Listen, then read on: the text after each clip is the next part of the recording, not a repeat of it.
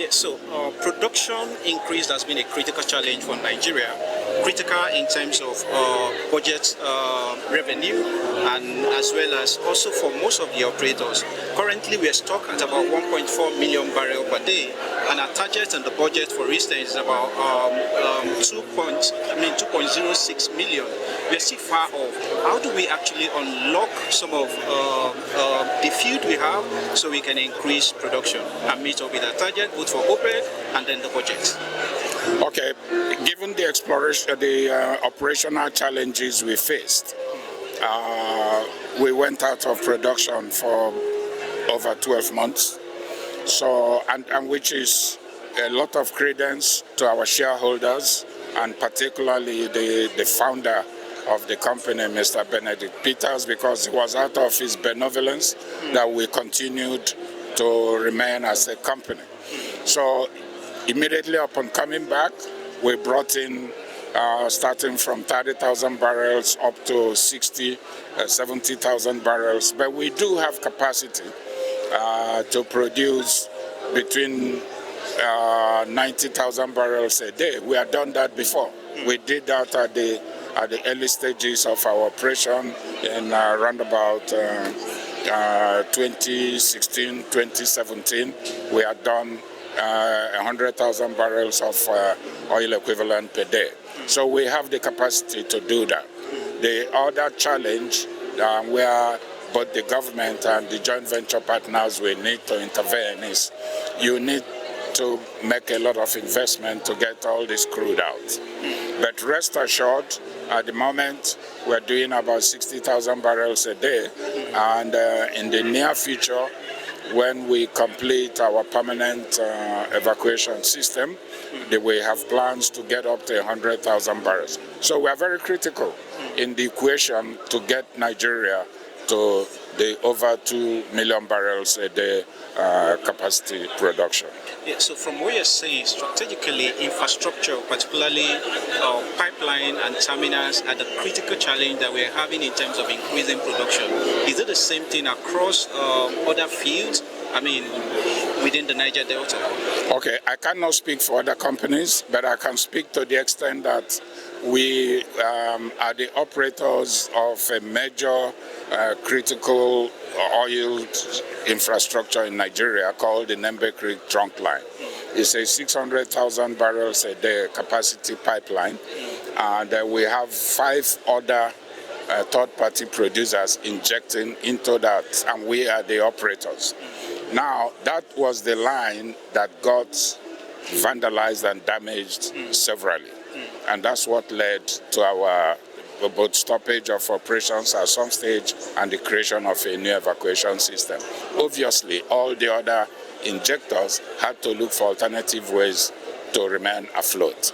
So in a nutshell, I would say that the infrastructure challenge is literally nationwide, okay?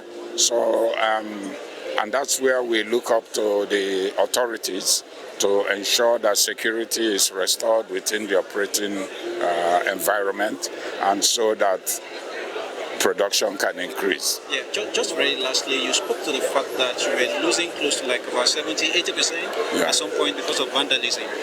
What is the current rate of what you're seeing at the terminal?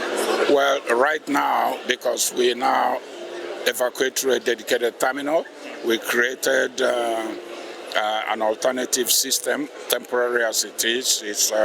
So we badge our production, and our losses are less than 5%, near zero. Essentially, just normal line losses, not the theft, which was the key issue. Now we are building a pipeline that will then eliminate the badging option, but will still go to the terminal. And that is when we expect our production in the medium term to get to 120,000 barrels a day. Congratulations, transiting or changing of name from Aiteo, and now we have Nembe Exploration.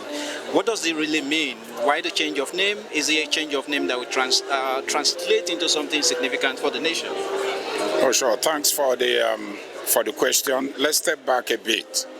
The Aiteo Group still exists because it's a multi-sectoral business entity.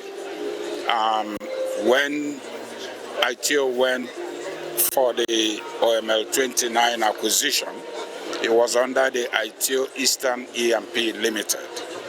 So having done that and then secured the asset and operated it and then also established and achieved a lot of milestones, and now facing the very difficult operating environment of oil theft, which got as high as 90% at some time, we went into a strategic partnership with another company to build an alternative evacuation system for us. So that resulted into the Nembe crude oil export terminal. Now, we operate from Nembe. It's our heartland.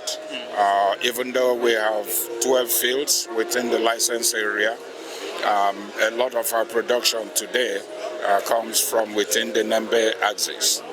And we started to produce and exporting through the Nembe terminal, and then created a new crude grade for Nigeria called the Nembe crude grade.